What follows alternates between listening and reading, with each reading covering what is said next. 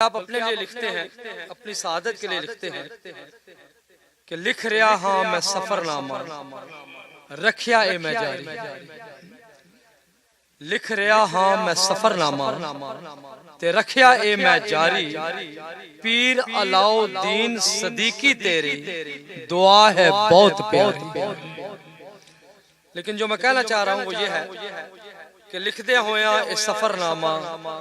رہ نہ جائے ادھورا، لکھ دے ہویا اے سفر نامہ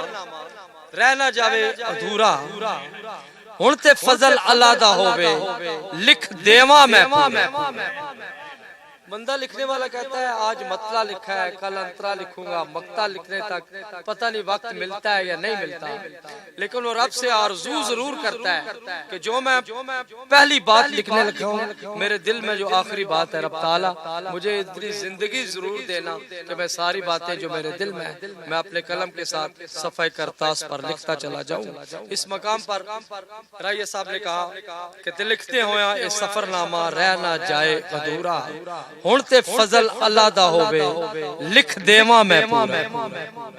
لکھ دیواں میں پاک کعبے دے پورے سب نظارے، لکھ دیواں میں پاک کعبے دے پورے سب نظارے، پڑھ کے منظر کعبے دا خوش ہوون مومن سارے، لکھ دیواں میں پاک کعبے دے پورے سب نظارے، لکھ دیواں میں پاک کعبے دے پورے سب نظارے، پڑھ کے منظر کعبے دا خوش ہوون مومن سارے، خوش ہوون سب پڑھن والے سنن سب نال پیارا،